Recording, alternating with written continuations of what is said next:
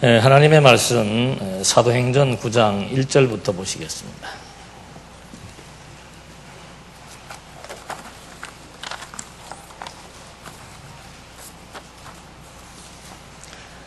사울이 아직도 주님의 제자들을 향해 위협과 살기가 가득하여 대제사장에게 가서 다마스쿠스에 있는 회당들로 보낼 편지들을 요청하였으니, 이는 그가 남녀 누구나 이 도를 따르는 자들을 발견하면 결박하여 예루살렘으로 끌고 오기 위해서였다. 지금 우리는 이제 그 이방 지역의 교회가 설립이 되는데, 세워지는 교회들을 통해서 하나님의 이 복음 진리의 말씀이 이제 전파되어져 나가되, 구약의 언약과 예언의 기초에서, 또 예수님의 언약과 예언의 기초에서 사도들이 정말 그 예언대로 복음이 전파되어지는 그 현장을 저희들이 지금 보고 있는 것입니다. 우리는 뭐 이방인들이었고 과거에 하나님을 알지 못했던 자들이었습니다. 그런데 이 지금 복음이 이방인들에게 전파된다는 이것이 참 우리들은 별로 그렇게 큰 의미를 두지 않고, 뭐 시대가 되었으니까, 때가 되었으니까 당연히 이 복음을 받게 되었고, 이 복음을 통해서 하나님을 경외하며 사는데, 그것이 뭐 그렇게 크게 대수인가라고 생각할 수가 있습니다. 그러나 성경은 이방인에게 복음이 증거된다라고 하는 것에 대해서 이미 다 예언을 해주고 있었습니다. 그러니까 구약 성경에서 이 복음이 복음의 세계화입니다. 복음이 세계 끝까지 증거된다. 그리고 내 백성 아닌 자들, 하나님께서 구약시대의 내 백성이라고 하는 것은 유대인들을 가리키고 있습니다. 내 백성 아닌 자들을 결국 내 백성을 삼겠다는 하나님의 언약의 말씀이 구약 성경 도처에 있다고 그랬습니다. 그런데 이게 무슨 의미가 있는가? 유대인들은 이미 뭐 아브라함 때부터 시작해서 예수님이 오실 때까지 2000년 세월입니다. 2000년 동안 유대교라고 하는 것은 뿌리가 있습니다. 그러니까 그들이 가지고 있는 종교심이라고 하는 것은 유대인들만이, 이방인들은 자기들이 사람 취급을 하지 않습니다. 유대인들만이 하나님의 백성이라고 하는 거. 그리고 이 복음은 예루살렘을 떠나면 안 됩니다. 예루살렘을 중심으로 해서 유다인들이 살고 있는 지역에 한정되어 있다고 자기네들은 이 구약의 내용을 그대로 받아들이고 있습니다. 그런 유대인들이 살고 있는 곳, 그게 예루살렘입니다. 그런데 하나님께서는 놀랍게도 이 복음을 예루살렘으로부터 시작을 해서 이제 이 복음이 땅끝까지 증거되도록 섭리하신다 그랬습니다. 그러니까 이게 지금 유대인들에게는 더 이상 이것보다 더 큰 충격은 없습니다. 유대인들 외에는, 중요한 여기서 과제가 뭔가 하면은, 유대인들 외에는 하나님의 백성, 하나님의 자녀가 될 수 없습니다. 그것도 아주 극히 일부, 유대인들이 거느리고 있는 종들, 그것도 아무나 되는 것이 아니고 그 종들 중에서도 자녀는 아니지만은 하나님의 백성의 범주 변방에 들어갈 수 있는 것, 그게 유일한 통로가 할례입니다. 그러니까 유대인들이 가지고 있는 자긍심은 하나님의 자녀가 되는 것은 결국 우리 유대인뿐이고, 그리고 변방에 있는 사람들이라고 할지라도 그들이 행하고 있는 할례의식을 통해서 유대인처럼 될 수 있다라는 정도이지, 이 복음이 예루살렘을 넘어서서, 복음이 아니죠, 이 유대교가 예루살렘을 넘어서서 다른 민족들에게까지 전파가 되어서 다른 이방 민족들이 하나님의 자녀의 범주에 들어온다? 이거는 상상을 해본 역사가 없습니다. 2000년 역사라고 하는 것은 장구한 역사입니다. 그때 동안 이 사람들은 완전히 국수주의입니다. 우리 민족만이 하나님의 백성이다. 그리고 우리 예루살렘 유대 땅만이 하나님의 백성들이 거하고 있는 정말 순수 혈통이다. 이 자긍심을 가지고 있습니다. 그런데 구약 성경에서 정말 놀랍게도 지난 시간도 봤죠. 내 백성 아닌 자들을 내 백성 삼겠다고 했고, 칼로 열고, 이 고자들은 내 할례를 행할 수 없는 그런 거세당한 사람들입니다. 그런 자에게까지도 하나님께서 자기 백성을 삼아주겠다고 하신 언약이 있다는 거죠. 근데 놀랍게 지금 예수님이 오셔가지고 구약의 유대교에서 주장하는 모든 내용들을 예수님은 이제 완전히, 이건 뭐 개혁 정도가 아니고 대변혁이죠. 사마리아 여인이 와가지고 우리는 정말 하나님을 예배하고 싶습니다. 그런데 이 북쪽 사마리아 땅에는 예배할 처소가 없습니다. 당신이 훌륭하신 분 같은데 혹시 그리스도인지는 모르겠으나 우리가 정말 하나님을 예배하고 싶은데 어떻게 할 수 없습니까? 라고 물었을 때 예수님이 하신 말씀은 뭔가 하면은 구약의 제사 제도를 완전히 뒤엎는 말씀을 하신 겁니다.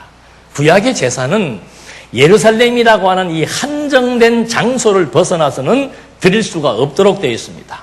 왜냐하면 여기에서만 하나님을 만날 수 있는 예루살렘 성전이 있기 때문입니다. 그래서 이 예루살렘 성전에 모여서 절기마다 모여서 양을 잡고 또 백성들의 죄가 용서되는 속죄의 제사를 드리는 곳이 바로 이 예루살렘입니다.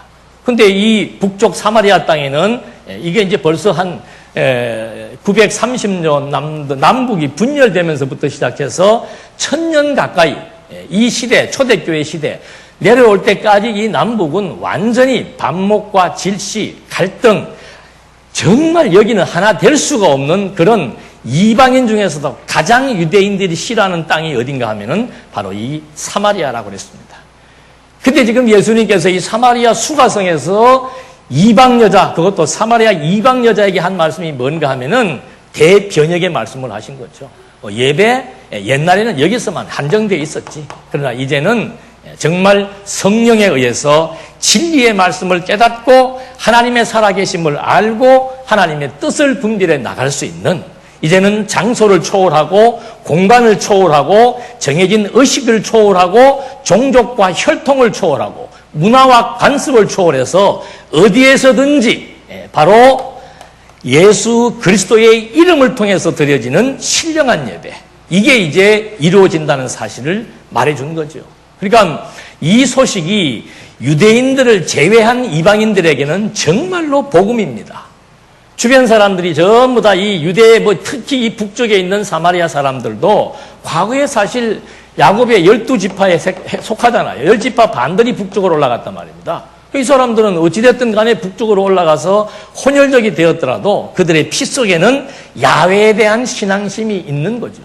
우리 정말 여호와 앞에 좀 제대로 된 제사 드리고 싶고 여호와를 정말로 그 의식에 맞춰서 좀 진정한 예배를 좀 드리고 싶다는 소원이 있었겠죠. 저도 얼마 전에 무슨 동영상을 봤는데 탈북자들을 돕는 미국에 있는 한국인 선교사 목사님이 두만강 가까이에 진을 치고 있다가 연세 드신 할아버지 한 5분이 탈북을 하겠다고 넘어왔더랍니다. 그 이상하잖아요. 젊은 사람들이 온 것도 아니고 이제 70, 80 되신 분들이 넘어와서 탈북을 하겠다고 도와달라고 그러니까 아니 어떻게 연세가 이렇게 많으신데 왜 탈북을 하시려고 그럽니까? 하고 물었더니 그 대표되는 노인 할아버지께서 하시는 말씀이 나는 지금 죽어도 좋은데 내가 마음껏 하나님을 좀 찬송 한번 해봤으면 좋겠다는 거죠. 저는 아침에 그게 기약이 나서 여기서 그 울려 퍼지는 그 찬송가가 정말 북녘 땅까지 들려져서 결국 그분들은 다시 본국으로 돌아간 이유가 뭔가? 하나님 우리가 꼭 탈북을 해야 되겠습니까? 라고 마지막으로 한 번 더 물어보니까 하나님께서 그냥 이북에서 고난받다 죽으라 그러더랍니다. 너희들 내가 누군지 알지 않느냐 그 말을 하시더래요. 고난의 의미를 안 것이죠. 이 땅에서 사는 삶의 가치와 의미가 무엇인지를 우리처럼 신구약 성경에 대한 해박한 지식이 없어도 가장 기본적인 정신, 신중심에 대한 사상과 삶의 의미를 알았던 노인들은 다시 북쪽 수용소로 들어가서 어떤 이는 매맞고 고문당하고 굶어서 다 죽었다는 소식을 또 뒤에 전하는 메시지가 나오더라고요. 이 시대도 유사한 겁니다. 사마리아 사람들은 이 특히 유대인들로부터 온갖 멸시와 박해를 받았던 사람들이고 이 동네는 더러워서 지나가지도 않는 동네였습니다. 그런데 하나님께서 이 유대인들의 심장부, 유대인들의 자존심, 유대인들만이 하나님의 백성이라고 하는 그 잘못되고 오만한 생각들을 바로 이 예루살렘으로부터 시작해서 복음의 핵폭탄이 여기에 떨어지기 시작한 거라고 말합니다. 복음이란 민족과 혈통, 종족, 모든 것을 다 초월하는 겁니다. 그래서 지금 성경에 이방인 얘기가 사도행전 이후로부터 어떤 교리 문제를 다룰 때도 계속 이방인의 문제가 거듭되고 있는 겁니다. 뭐 이방인이 어때서? 아니에요. 2000년 동안 내려온 유대교에서는 유대인들만이 하나님의 친백성이라고 하는 자긍심을 가지고 있고 그들이 가지고 있는 그것이 그들만의 교리였다는 거죠. 복음이라고 하는 것은 뭔가? 유대인, 이방인을 가리지 않는 겁니다. 누구만 있으면은, 그리스도만 존재한다면은, 그리스도만 믿어진다면은 이방인이든 유대인이든 죄인이든 의인이든 상관이 없다는 거죠. 누구든지 간에 차별 없이 그리스도를 통해서 하나님의 존재를 확인시켜주고 하나님의 몸된 교회의 지체가 되게 해주고 그래서 여호와의 은총을 오고 오는 세대마다 찬송할 수 있도록 섭리해 나가신다라고 하는 것. 이것이 지금 전해 내려오는 사도행전에서 시작되는 복음의 첫 단추라 이 말입니다. 그 일을 지금 예루살렘으로부터 시작을 했는데 예루살렘에서 가장 큰 첫 번째 사건이 뭡니까? 스데반의 순교지요. 스데반이 죽을 때 유대인들이 지금 다 거기서 구경하고 있었고 예수 믿는 그리스도인, 유대인이나 헬라파 그리스도인이나 할 것 없이 이 주변에 다 운집해서 스데반의 순교 장면을 함께 보아왔습니다. 그래서 많은 그리스도인들이 피난을 갈 수밖에 없었어요. 그래서 여기에서 지금 피난 가는 그것이 바로 복음의 확산이 된 겁니다. 제일 먼저 등장하는 사람이 누구였습니까? 바로 빌립이었습니다. 빌립. 하나님께서 빌립을 어디에 보냈는가? 정말 적대 관계에 있는 말하기도 싫은 같이 밥 먹어서도 안 되는 그런 사마리아 땅에 바로 이 복음이 들어가서 그렇게 원수지간에 있었던 사마리아 땅에 예루살렘에서 시작된 복음의 씨가 여기에 떨어지게 만들어 놓은 겁니다. 그러더니 이 빌립을 애굽 쪽 가까이 내려가고 있는 가사 쪽으로 빌립을 보내게 했다고 그랬죠. 여기서 무슨 사건이 벌어진 겁니까? 내시를 만났다 그랬습니다. 할례를 받아야만 하나님의 자녀가 되는 것은 이거는 뭐 열애가 없습니다. 어느 누구 유대인이든 이방인이든 할례를 받지 않고 하나님의 자녀로 입적될 수 있는 사람은 아무도 없는데 하나님께서 지금 빌립을 이 동토 얼어붙었던 땅 사마리아에 보내서 복음을 전하게 하시더니 유대인으로서는 도저히 납득할 수 없는 그런데 유대인들이 가장 싫어했던 부분일 수도 있습니다. 할례를 받지 않았음에도 불구하고 하나님의 자녀가 될 수 있다라고 하는 이사야 선지자의 예언을 근거해서 빌립이 그리스도를 통해서 하나님을 증거하면서 이 내시가 그리스도를 받아들이고 하나님을 믿는다는 고백이 끝나자마자 바로 할례가 아닌 세례를 통해서 이가 하나님의 자녀가 된 것을 선언하는 내용이 여기에 소개된 겁니다. 그리고 아스돗을 거쳐서 이제 가이사라 쪽으로 가게 된 거죠. 이게 이제 빌립의 행적입니다. 근데 이제 누가 등장을 하게 되는가 하면은 바로 사울이 등장하는 겁니다. 사울은 여기에 지금 스데반이 죽을 때 가패를 던진 사람이었고 혈혈 청년이었고 아주 극단적인 강경파 히브리 사람입니다. 지금 우리 저기 뭐예요? 저 이슬람도 보면은 아주 그 강경파가 있고 온건파가 있잖아요.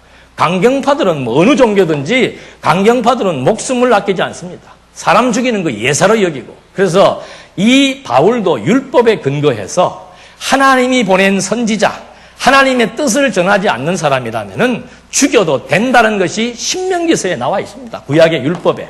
그 율법에 기초해서 바울은 어떤 사람인가? 율법의 내용 중에서 하나라도 범하면 안 된다는 주장을 하는 강경파였습니다. 그런데 하나님의 자녀가 되는데 할례도 받지 않고 하나님의 자녀가 되는데 이방인들에게 하나님의 자녀가 된다고 가르친다? 하나님의 자녀가 되는데 성전을 무시한다? 이건 바울로서는 받아들일 수 없는 교리지요. 그래서 바울이 아예 이때는 로마 정부로부터 대제사장에게 체포 권한이 주어져 있었습니다. 그래서 그 권한이 주어진 대제사장에게 가서 바울이 증명서를 받아가지고 여기가 다메섹입니다. 다메섹까지 올라갔는데 여기 누가 있는가 하면은 스데반이 죽을 때 피난 가서 도망갔던 헬라파 그리스도인들이 여기에 지금 운집해가지고 공동체를 이루고 있다라고 하는 소식을 접수한 거예요. 그래서 바울이 아주 그냥 살기등등해가지고 여기에 있는 헬라파 그리스도인들, 여기에 남아있는 기독교인들은 히브리파 그리스도인들입니다.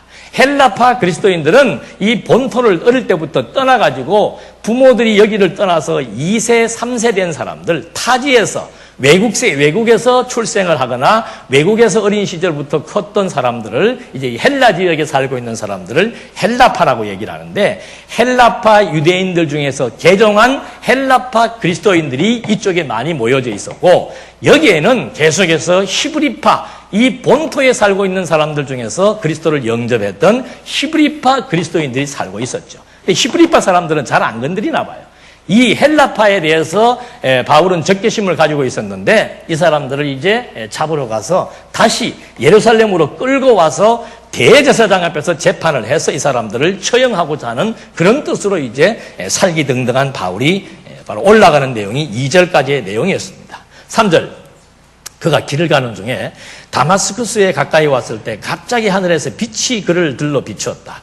그가 땅에 엎드러져 자기에게 말씀하시는 음성을 들으니 사울아 사울아 내가 어찌하여 나를 박해하느냐 하시므로 그가 말하기를 주님은 누구십니까 하니 예수께서 대답하셨다. 나는 내가 박해하는 예수이다.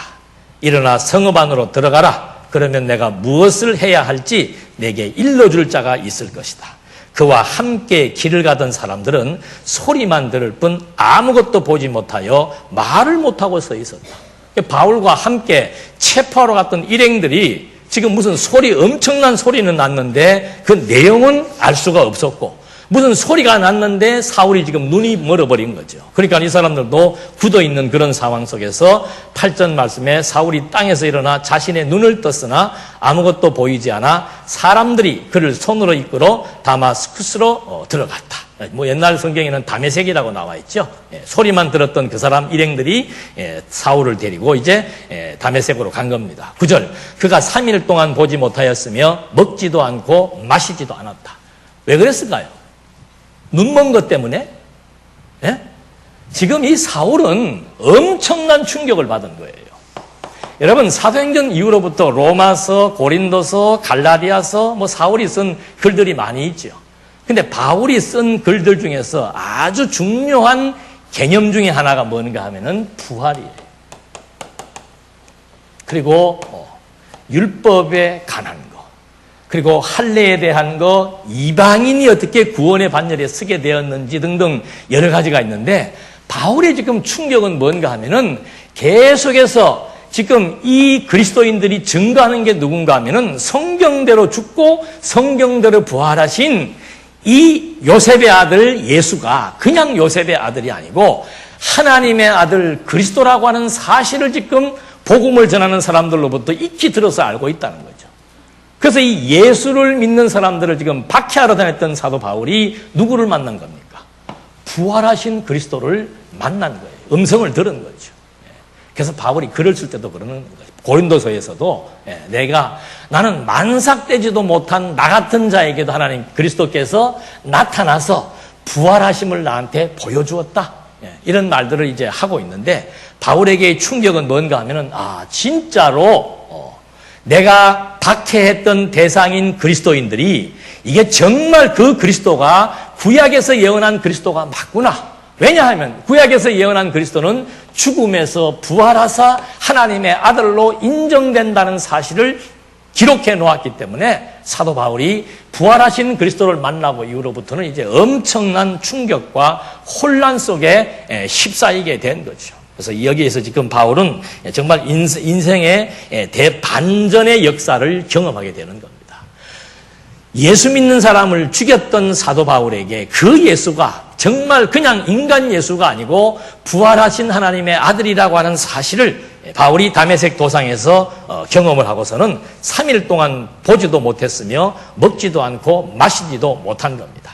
그런 즈음에 다마스쿠스에 아나니아라고 하는 어떤 제자가 있었는데 주께서 환상 중에 그에게 말씀하시기를 아나니아야 하니 그가 말하였다. 주님, 내가 여기 있습니다. 주께서 그에게 말씀하시기를 일어나 곧은 길이라고 불리는 거리로 가 유다 집에서 사울이라고 하는 다섯 사람을 찾아라. 이거 옛날 성경에는 직가라고 하는 그 뭐 거리 이름인 것 같아요. 무슨 길 하는 것처럼 여기는 이제 고던 길을 옛날에는 직가라고 그랬는데 글로 가다 보면은 사울이라고 하는 다소 사람을 찾아라 하니까 그가 환상 중에 아나니아라고 하는 사람이 들어와서 자기에게 안수하여 다시 보게 하는 것을 보았다 하시니 아나니아가 대답하였다. 주님, 내가 이 사람에 대하여 이들로부터 들었는데 예루살렘에서 주님의 성도들에게 많은 해를 끼치고 여기서도 주님의 이름을 부르는 모든 자들을 결박할 고난을 대제사장들로부터 받았습니다. 그러니까 이 아나니아는 지금 사도행전에 세 사람이 등장을 합니다. 제일 먼저 등장한 아나니아는 연부하겠다고 했다가 거짓말해가지고 즉사한 아나니아가 있었고, 지금 요 아나니아는 아주 그 성실하게 그리스도인인 아나니아를 말하고, 나중에 이제 후반부에 나오는 아나니아라고 하는 사람은 제사장입니다. 이가 나중에 바울을 고소한 아나니아가 있는데 이 사람은 착한 아나니아입니다. 이 사람이 가만히 보니까 지금 여기에서 벌써 소문 다 들었습니다. 이 소문이 여기 일대 지금 다 퍼진 거죠. 왜?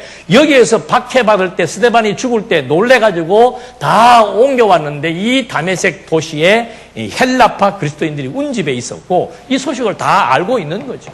아나니아라는 사람을 불러가지고 여기 가서 사울에게 안수하라고 하니까 아이고 지금 이 동네 사람들 지금 다 알기로 이 사울이라고 하는 사람은 그리스도를 죽이는데 선동에 섰던 사람인데 어떻게 그를 안수해서 다시 눈을 뜨게 합니까? 라고 반문하는 내용이 지금 소개되고 있는 겁니다. 그러니까 15절 주께서 그에게 말씀하시기를 가라. 이 사람은 이방인들과 왕들과 이스라엘 자손들 앞에서 내 이름을 전하도록 내가 택한 그릇이기 때문이다.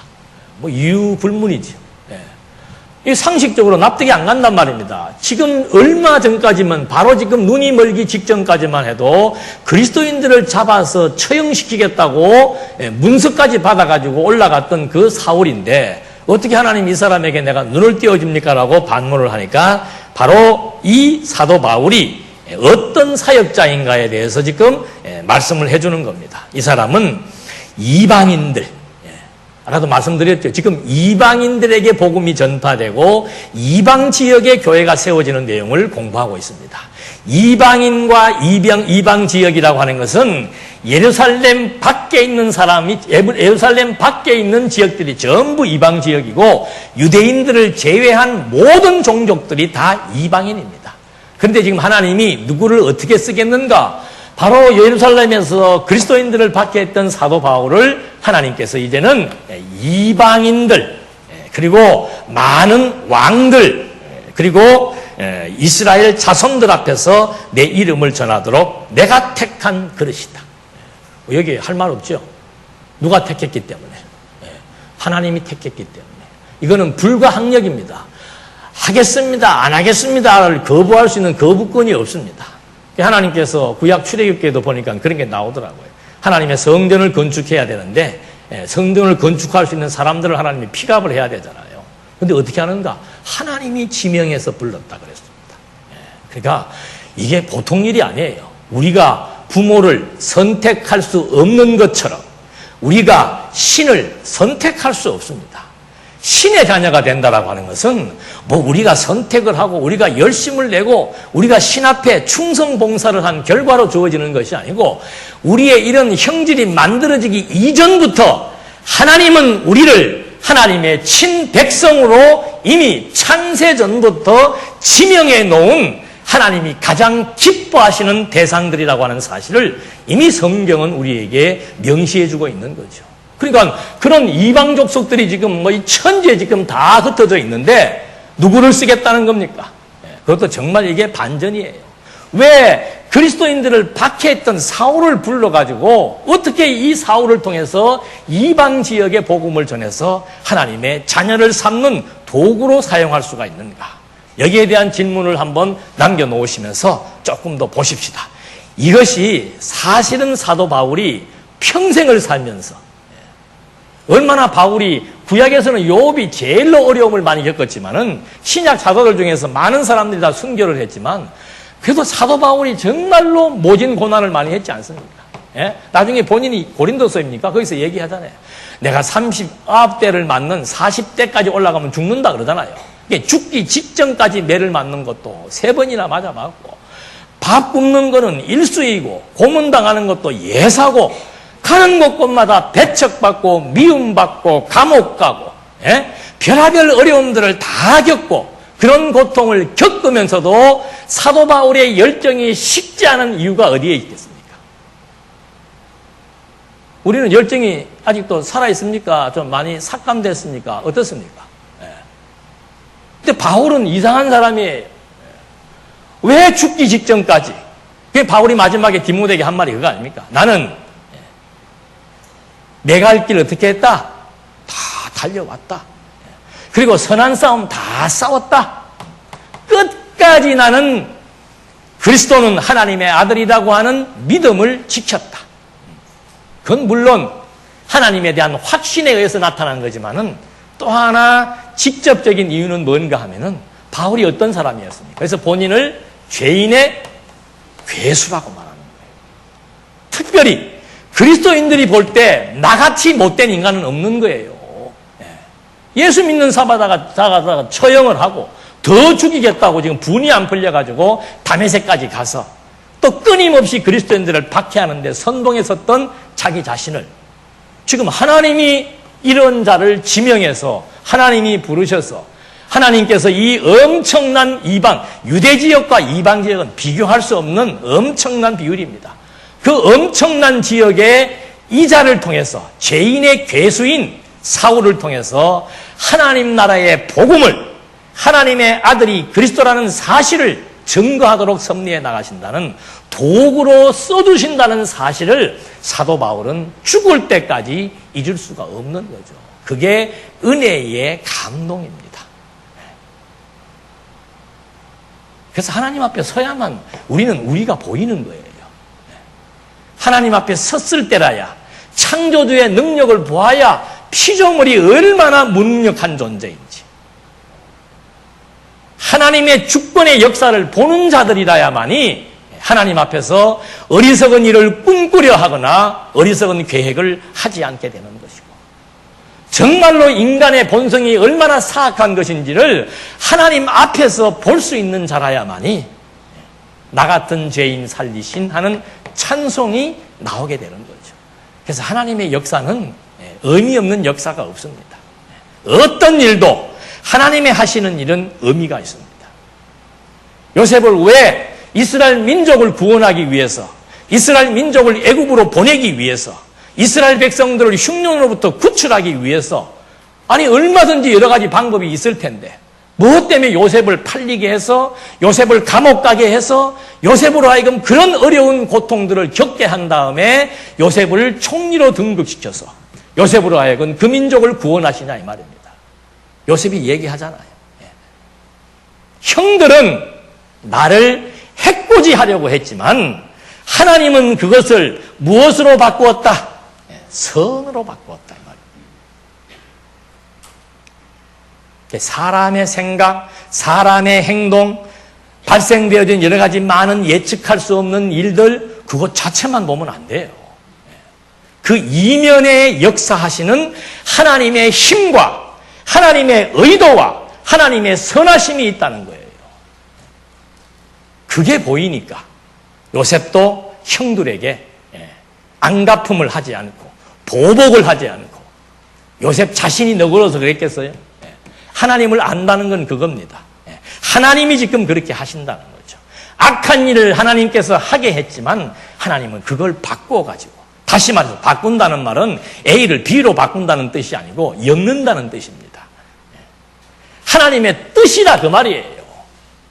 하나님의 뜻은 일정하다 그 말입니다. 형들이 아무리 그런 일을 도모했으나 하나님의 뜻은 이루어진다는 거죠. 사울이 아무리 그리스도인들을 죽이려고 몸부림을 쳤지만은 하나님의 뜻은 도리어 그리스도를 증거하는 증인으로서 죽게 만드는 섭리 역사. 여러분, 하나님을 알고 산다라고 하는 것은 이 미묘한 의미를 깨닫고 사는 겁니다.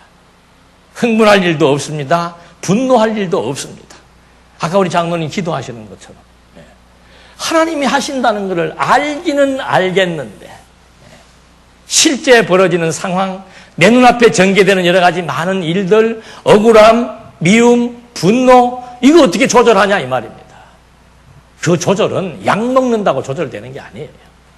그 조절은 글자를 읽는다고 해서 조절되는 게 아니란 말입니다. 깨달아 믿어지게 하시는 하나님의 역사가 우리의 생각과 마음을 움직여 나갈 때 사도 바울이 자기가 어떤 존재인 줄 너무도 뼈저리게 느끼고 있는데 그 사도 바울을 하나님은 그냥 단숨에 의인이라고 말해버렸다 이 말입니다. 그래서 바울이 로마서에서 믿음으로 말미암는 의, 복음에 나타난 의가 뭔가? 율법을 지킨다, 열심을 낸다, 하나님을 찾는다, 하나님께 매달린다, 아무 의미 없다 이 말입니다. 죄인이든 무엇이든 간에 하나님께서 우리를 일방적으로 의인이라고 선언하고 선포하고 인정한다라고 하는 것. 그분이 어떤 분이니까? 창조주이니까. 우리를 만드신 분이니까. 인간과 우주와 만물을 다 창조하신 창조주여 주인이 당신의 힘과 능력과 뜻으로 이 피조세계의 전 섭리를 역사에 나가시는 이 생생한 현장을 지금 우리는 사도 바울이 피택되는 과정을 통해서도 확인해 볼 수 있었다 이 말입니다. 이래서 이는 내가 택한 그릇으로서 이방인에게 복음을 전파해야 될 사람인데 16절 그가 내 이름을 위하여 얼마나 많은 고난을 겪어야 할지를 내가 그에게 보일 것이다 하심으로 아나니아가 가서 그 집에 들어가 그에게 안수하며 말하기를 형제 사울아, 형제라 그러죠. 이 말이 잘 나오겠습니까? 잘 안 나오겠죠. 근데 아나니아는 정말 신실한 사람으로서 이 하나님의 약속의 말씀이 믿어지니 바로 원수를 형제라고 얘기하면서 내가 오던 길에 내게 나타나신 주 예수께서 나를 보내셨으니 이는 내가 다시 보게 되고 또한 성령으로 충만해지도록 하시려는 것이다 하니 즉시 그의 눈에서 비늘 같은 것이 떨어져 나가 그가 시력을 회복하였고 그가 일어나서 세례를 받았으며 음식을 먹고 강건해졌다. 그러니까 이 세례라고 하는 것은 초대교회 때는 내가 그리스도인으로 이제 돌아섰다라고 하는 하나의 증표예요. 세례를 받았기 때문에 그리스도인이 되는 것이 아니고 그리스도인이 되었다라고 하는 증표가 세례예요. 하나의 표징으로 준 겁니다. 복음서 끝부분에 보면은 너희가 가서 이 복음을 전하고 그 복음을 받아들이는 사람이 있고 성령을 받게 되고 복음을 받으면은 너희들은 가서 그에게 세례를 베풀라는 말을 하는 겁니다. 그러니까는 이 초대교회 시대에는 그냥 막 예, 아멘 하면은 바로 세례 주는 거예요. 왜? 이가 그리스도인이란 말입니다. 그 세례의 반대 개념은 뭡니까? 할례예요, 할례. 이거는 그냥 몸에 칼을 베어가지고 피를 흘려야 되고 고통을 겪게 해야 되고 또 아무나 그렇게 행하는 것도 아니고 어떤 자격 기준에 의해서 할례라고 하는 의식을 통해서라야만이 하나님의 자녀로 입적되었는데 여기는 그게 아니라 이 말입니다. 사울과 같은 그리스도인을 핍박했던 죄인의 개수라고 할지라도 하나님의 아들 그리스도를 믿어지는 그 믿음, 그 순간 바로 하나님의 자녀라고 인정해주는 인증샷, 그게 바로 세례라고 말이에요. 오늘날 세례라고 하는 것도 무슨 구원의 증표는 아니에요. 그냥 나도 역시 하나님의 아들 그리스도를 믿습니다 라고 하는 것을 온 고인들 앞에 공포하기 위해서 세례를 받는 그 이상 이하도 없는 거죠. 그래서 이때는 세례가 좀 더 어떤 그 증표로서의 의미가 강하게 있었습니다. 그렇게 해서 사울이 이제 다메섹 도상에서 그리스도를 만나서 예수가 누구인지를 한번 깨닫게 되고 눈이 멀고 다시 뜨는 그런 과정들을 통해서 이제 변신을 하게 된 겁니다. 19절. 사울이 다마스커스에 있는 제자들과 며칠을 함께 있었다. 나중에 보면 15일이라는 게 나옵니다. 그가 즉시 회당들에서 예수께서 하나님의 아들이심을 선포하자 듣는 자들이 다 놀라며 말하기를 이 사람은 예루살렘에서 이 이름을 부르는 자들을 진멸하던 자가 아닌가? 그리고 그가 여기에 온 것도 그런 자들을 결박하여 대제사장들에게 끌고 가려는 것이 아닌가? 라고 하였다. 사울은 더욱 힘으로도 예수님이 그리스도이시라는 것을 증명하여 다마스커스에 사는 유대인들을 당황하게 하였다. 많은 날이 지난 후에 유대인들이 그를 죽이려고 모의했는데 그들의 음모가 사울에게 알려졌다. 그들이 사울을 죽이기 위하여 밤낮으로 성문을 지키니 그의 제자들이 밤에 그를 광주리에 태워 성벽으로 달아내렸다. 물론 여기에는 뭐 나와 있지 않습니다만은 여 중간에 많은 날이 지난 후에 이때 아마 사도 바울이 아라비아 광야에 가서 거기에서 또 복음을 전하고 거기에서 있다가 다시 이제 예루살렘으로 돌아오는 기간이 아마 한 3년쯤 되었다고 갈라디아서에는 소개되고 있습니다. 그러니까 이 헬라파 유대인, 헬라파 그리스도인들로서는 황당한 일이죠. 또 이방인 그리스도인들로부터도 황당한 일이고, 아니 사람이 어떻게 저렇게 변신할 수 있냐 이제. 혹시 이중첩자가 아니냐 그런 생각을 누구든지 할 수가 있었겠죠. 그런 말을 하거나 말거나 이 사울의 태도는 어땠습니까? 그런 일이 있든지 없든지 바울은 어떻게 했다고요? 힘을 더 얻어. 요거 좀 체크해 놓으십시오. 우리는 언제 힘이 납니까? 사람들이 내가 하는 일에 뭐 해줄 때? 공감해 줄 때. 그리고 인정해 줄 때. 그리고 박수 쳐줄 때. 좋은 평가가 나올 때. 그럴 때 우리는 뭘 얻어요? 힘을 얻죠. 그럼 반대로 사람들이 인정하지 않으면 힘이 빠지고, 사람들이 반대를 하면 또 힘이 빠지고, 이거는 신앙적 태도가 아니죠. 왜? 사람들을 중심으로 해서 사람들의 평가에 의해서 움직이니까 사람들이 해주는 태도나 평가에 따라서 힘이 나기도 하고 힘이 빠지기도 한다는 거예요. 근데 사도 바울은 뭔가 그리스도를 만나고 난 이후로부터는 사람의 소리가 눈에 들리지 않는 거예요. 사람들의 언어나 사람들의 철학이나 사람들의 인정이나 여기에 이제 관심이 없습니다. 오직 죽음에서 부활하신 예수는 하나님의 아들 그리스도가 확실하다라고 하는 것. 그것만이 사울 인생의 중심이 되었고, 그것만이 사울을 사울되게 만들고 그의 삶을 이끌어 나가는 동력이 되었다는 거예요. 그래서 체포하러 갔던 사람이 도리어 그리스도를 증명하기 시작을 했고, 변절자 소리를 들으면서도 끝까지 그리스도의 증인 노릇을 하게 되었고, 사울은 총망받는 사람이었습니다. 총망받는 좋은 집안에, 좋은 가문에, 좋은 학력을 소지한 권력자였습니다. 그런데 그가 도리어 그런 좋은 신분을 저버리고 누구의 종이 된 거예요?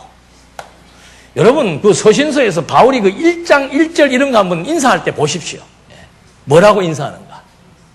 나는 그리스도의 사도로 부르심을 받은, 또는 그의 종 아무개는, 이 말을 꼭 빼놓지 않습니다.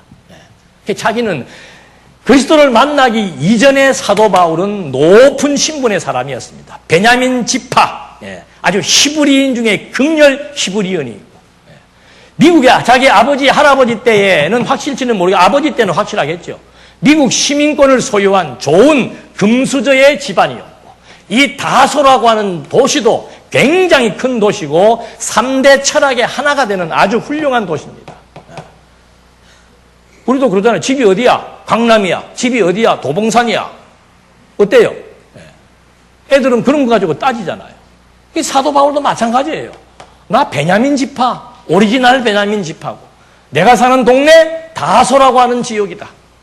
그리고 나 미국의 시민권도 가지고 있다.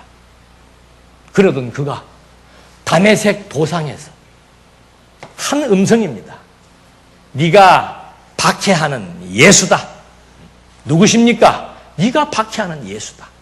정말 죽음에서 부활하신 그리스도의 음성을 듣고 그는 그가 가지고 있던 이 구약적 모든 율법에 대한 지식을 재해석하기 시작을 한 거죠. 바울이 왜 그랬냐 이 말입니다. 왜 그리스도를 위해 죽는 거예요? 철저한 율법주의자 바울이었습니다. 강경파 바울이었다 그랬죠. 근데 율법에는 바울이 혼선을 겪은 게 뭡니까? 나무에 달린 자마다 어디에 있는 자다? 저주 아래에 있는 자다. 신명기서에 나와 있어요. 그런데 지금 그리스도인들이 주장하는 이 예수는 어디에서 죽은 겁니까? 나무에 달려서 저주받아 죽었는데 그가 어째서 메시아냐 이 말이죠. 근데 부활하신 그리스도를 만나고 나서부터는 나무에 달려서 저주받아 죽으신 이유가 뭔지를 알게 되는 거예요. 그게 뭐예요? 우리의 죄를 속량하기 위해서 죽으셨다는 사실. 그래서 바울이 항상 얘기할 때 성경대로 죽고 성경대로 부활하신 것이다. 예수의 죽으심과 부활은 성경의 언약을 성취하심으로 말미암아 내가 하나님의 아들 그리스도이고 나를 보내신 하나님은, 영광의 하나님은 지금도 살아 존재하신다는 사실을 확증시키기 위한 이 일이 사도 바울에게는 가장 중요한 삶의 가치가 된 거예요. 그래서 사도 바울은 이렇게 종족의 문제, 유대인 중심의 유대교에서 이제는 이방인들에게도 복음이 전파되어져서 이방인들도 하나님의 자녀가 될 수 있는 문제, 예루살렘에 국한되어 있던 유대교가 이제는 유다와 사마리아와 땅끝을 향해서, 세계 끝을 향해서 증거되는 이 놀라운 복음의 힘으로 바뀌게 되었다는 것. 율법을 반드시 지켜야만 의인이 될 수 있고 율법의 할례를 받아야만 하나님의 자녀가 될 수 있다 그랬는데, 이 예수님께서는 아예 율법에 뭐가 된 거예요? 로마서에서 마침이 되었다 그러잖아요. 내가 온 것은 율법을 내가 다 성취해서 이제는 내가 하나님의 아들 그리스도를 믿음으로 말미암아 모든 율법에게 저주로부터 속량되게 하시는 놀라운 역사, 이 율법의 마침을 이루신 분이 바로 그리스도라고 하는 사실에 대한 내용들을 이제 역설과 모순을 해결하는 놀라운 신학적 해석을 사도 바울이 하게 된 거예요.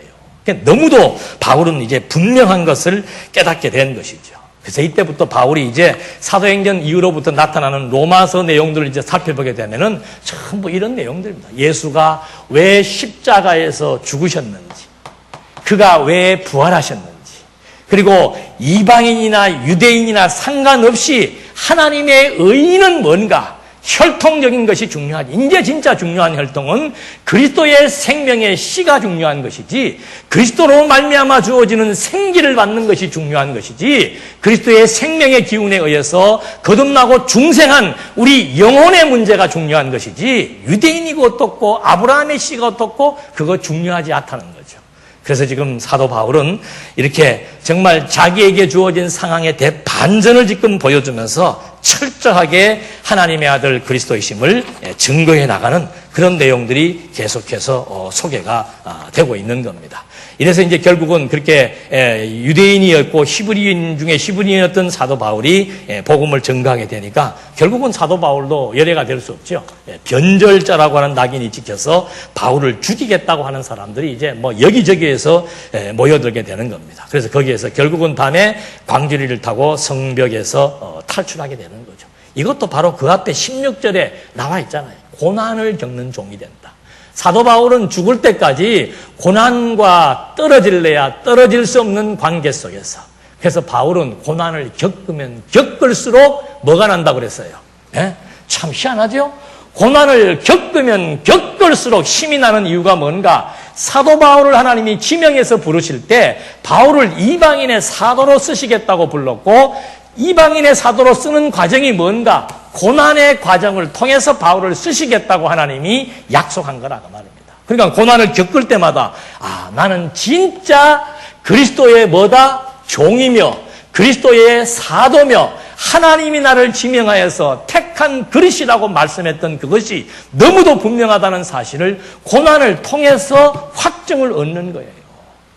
그래서 고난을 겪으면 겪을수록 사도 바울이 힘을 얻어서 감옥에 가 있으면서 쓴 편지에서 뭐라고 말합니까? 기뻐하라. 기뻐하라. 내가 다시 말하노니 기뻐하라. 감옥에 있으면서 하는 말이 뭐예요? 나는 감옥에 있으면서도 자족의 비결을 내가 터득했노라. 우리 생각과 반대 이론입니다.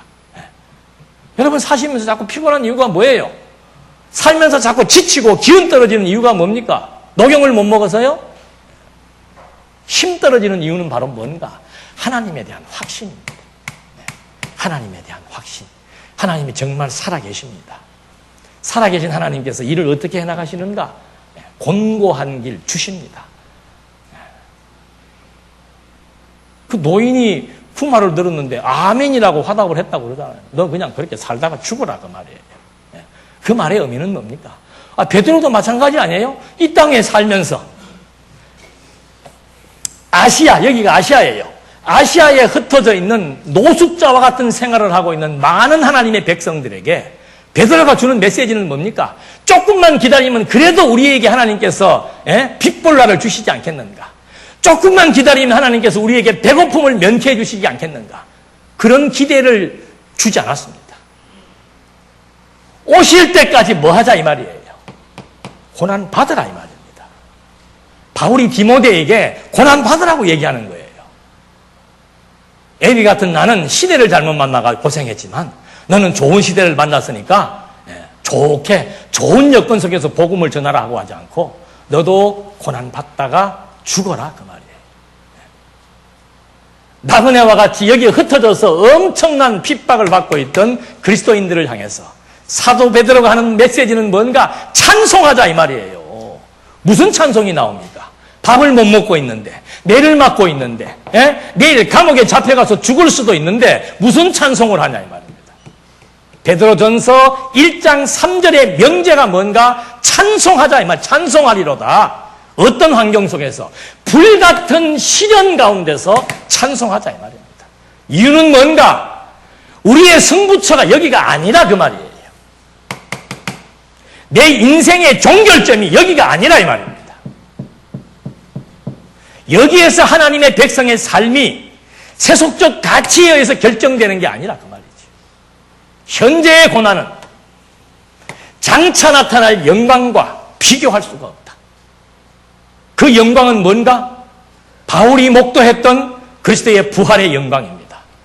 그래서 사도 바울이 고린도서 15장에서 부활에 대한 것을 엄청난 양을 할애하면서 부활에 대한 산 소망을 피력하고 있는 거예요. 하나님이 주신 여건대로 그냥 사시면 되는 거예요. 몸부림 칠 것도 없고. 언제나 이 일이 끝납니까? 언제나 내 환경이 바뀝니까? 언제나 우리 아들이 돌아옵니까? 언제나 환경이 피겠습니까? 언제 핀다고요? 언제 핀다고 그랬어요? 처음 하늘과 처음 땅이 무너지고 새 하늘과 새 땅이 도래할 때 이 땅 위에서 겪었던 모든 슬픔과 수고와 아픔과 상처가 깨끗하게 아물어지면서 이제 우리에게 신령한 몸의 부활이 기다리고 있기에 가장 영광의 순간이 기다리고 있기에 오늘 주어지는 고난이, 오늘 주어지는 아픔이 아픔으로 끝나는 것이 아니고 고난으로 끝나는 것이 아니고 이 땅 위에 육신을 입고 사는 그 기간 동안의 고생은 장차 나타날 영광과 비교할 수가 없기에 하나님 나를 여기에 두신 이유가 무엇입니까? 나에게 이런 여건을 주신 이유가 무엇입니까? 초대교회 성도들에게 주신 하나님의 메시지는 세계 끝까지 내 백성 아닌 자들에게 복음이 증거되어서 그리스도의 몸낸 교회가 곳곳마다 세워지면서 마음 놓고 하나님 여호와의 영광을 찬송하게 하는 하나님의 나라가 이루어지는 것을 지금도 보게 하시는 하나님의 이 섭리 속에 오늘 저희들을 하나님이 지명하여 부르셔서 하나님의 택한 그릇으로 가장 하나님의 궁극적 관심이 모아지고 있는 그리스도의 몸된 교회를 세우고 곳곳마다 복음이 전파되는 이 아름답고 선한 일을 위해서 하나님의 실현하심이 지금도 진행되고 있다는 사실, 다시 한번 우리가 하나님의 뜻이 무엇인지를 분별하면서 나를 여기에 태어나게 하신 이유가 무엇인지, 오늘 그리스도의 몸된 지체로 삼아주신 이유가 무엇인지, 이 진리의 말씀을 질그릇 속에 담아주신 이유가 무엇인지 한 가지 이유밖에 없습니다. 내 백성 아닌 자들에게 세계의 끝까지 예수는 하나님의 아들 그리스도라고 하는 사실, 이것이 영원한 나라에 대한 소개이며 영원한 하나님 나라에 대한 확신이며 살아계신 하나님에 대한 실증적 증거를 오늘을 살아가는 우리들을 통해서도 하나님께서 진행해 나가신다는 사실. 지금도 진리에 목말라 하고 있는 민족들이 너무도 많습니다. 중국의 동포들, 중국의 한족들 계속해서 오라고, 진짜로 오라고 손짓하고 있습니다. 환상이 아니에요. 초대교회 때는 환상을 보여주어서 동쪽으로 가려고 그러다가 서쪽으로 키를 바꿨는데 지금은 환상보다 우리 눈에, 우리의 귀에 카톡으로, 메일로, 전화로 끊임없이 진리 좀 받겠다고, 말씀 좀 전해달라고 불의를 부르는 손짓이 세계 도처에서 지금도 들리고 있다는 사실. 지금 이 메시지가 전 세계에 생중계되고 있습니다. 녹화된 우리의 동영상의 내용들이, 진리의, 복음 진리의 내용들이 세계 곳곳에, 우리는 상상도 하지 않는 곳곳에, 저희는 교회 교인들이 좀 빠져나가는데 자꾸 외국에서들 인사하러 들어와요. 텍사스에도 오고 계속 주일마다. 교인들한테 속지 마라 그랬어요. 우리 한국에 사는 대구 사람들이 아니니까 속지 마시라고. 하나님이 교인들이 좀 나갔으니까 이제 좀 보내주겠지. 그런 생각하지 말고 살자고. 보내주셔도 좋고 안 보내주셔도 좋고. 바울을 빈정거리고 바울에게 도리어 박해를 가하고 변절자고 스파이라고 말을 해도 사도 바울은 힘을 얻으면서 복음을 전파했습니다. 교인이 늘어난다, 뭐 연보가 줄어든다. 그런데 관심 갖지 말고요. 정말 지금 이 시간에도 진리의 말씀에 목말라 하는 영혼들이 우리를 향해서 손짓하고 있는 것을 여러분 같이 보시기 바랍니다. 사도행전이 오늘 이 시간에 증거되는 이유도 우리를 환경 때문에 주눅들거나 환경 때문에 주저앉게 하기 위함이 아니고, 이거보다 더 어려운 시련이 온다 할지라도, 장안주안교회가 폭파되는 일이 있다고 할지라도, 여기 보십시오. 폭파 아니에요, 폭파. 예루살렘이 폭파되고 예루살렘 성전이 무너졌는데 복음은 날로 날로 더 확산됩니다. 살아야 되는 이유는 하나밖에 없습니다. 고생을 해야 되는 이유도 하나밖에 없습니다. 이것은 하나님께서 우리를 향하신 뜻이고 당신의 계획입니다. 기도하시겠습니다. 은혜와 사랑이 풍성하신 하나님 아버지, 저희들을 이 땅에 보내셨을 때 분명한 사명이 있습니다. 분명한 이유가 있고 역할이 있습니다. 우리 모두에게 지혜를 주셔서 하나님의 선하신 뜻이 무엇인지를 정말 분별하게 해주시고, 그 뜻을 따라서 우리를 이 땅에 보내셔서 하나님 나라의 영광을 증거하며 증인으로서의 삶이 얼마나 가치로운 것을 또 한 번 깨닫고 하나님의 영광을 찬송하며 하나님의 영광을 전파하며 하나님의 은혜에 힘입어 살아갈 수 있도록 인도해 주시옵소서. 예수님의 이름으로 기도드립니다. 아멘.